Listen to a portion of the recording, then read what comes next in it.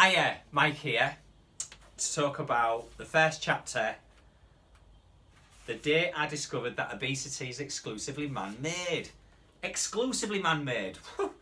Well, we all know that processed food is not necessarily, it's not good for us and it can make...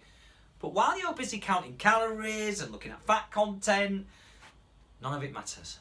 How about if I could tell you it's actually a piece of cake? You've been lied to, we've had a leg lifted, and there's a huge billion-pound industry in the interest of making you fat. And I tell you what, if you struggle about it and feel bad, then there's a multi-million diet industry that'll kind of help you try and think that you can lose weight, right? And yet, without dealing with the cause of it, it's all just and you're the one that's paying for it.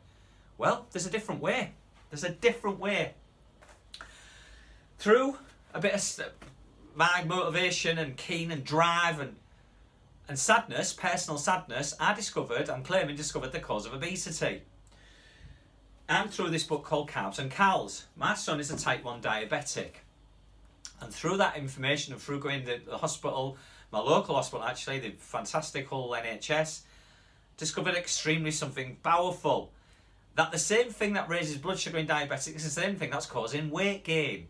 And when you process a food, something very powerful happens to the amount of insulin that's required to deal with the blood rise. The carb count goes through the roof. And what happens is, when we process a food, the weight of the food comes down, so something goes missing, that's generally the goodness, and it's replaced generally by sugars or fats, but it's that mix that make it highly dangerous for people who are trying to lose weight.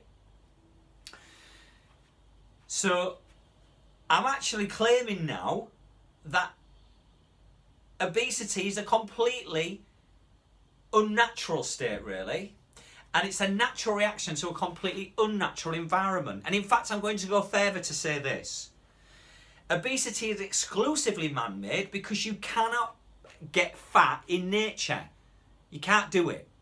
In fact, for the first time in history, Eskimo Indians last year, Inuit Indians, have been seen to be putting on weight. First time ever in documented history. What is it they're eating? Not natural food. They've been eating packet pasta. So, it's this processing that's causing the weight. Now, in the 1960s, 1 in 100 people in the UK were obese. It's now nearly 30 out of 100. 30, not overweight, obese. And they're saying it's going to be 50 out of 100 in the next 20 years unless something radically changes. Well, something has to radically change. We have to start dealing with the cause of obesity. And the first chapter is I'm making this claim, and I stand by it, that the cause of obesity is in fact the food industry. And the reason there's so much obesity is quite simply there's a billion-pound industry aimed at selling their products, which mostly are designed and they make you fat. They make you put excess weight on. And there's also another million dollar industry, and it's probably close to $1 billion. I'm sure it is actually. I'm sure it must be billions of dollars anyway. That if you, the ones that, so there's an industry designed to make you fat, and there's an industry designed to make you feel bad and to go to them to try and come up with an answer. No, it's time to grow up, and to start to make weight loss a piece of cake. Because we're starting to deal with the cause of it. If you want the facts, quite simply, get the book Carbs and Cows, available for Amazon, and there's 3, and start checking the different foods and what happens. There's 3 things. Forget about, you've got the carbs and the cows, we all know about carbs and cows, but then start looking at the weight of food and look at the huge difference of what happens when you process a food, what happens to the weight of the food, and the carbs and the cows go through the roof. Throughout the rest of the book, you're going to find how weight loss really simple.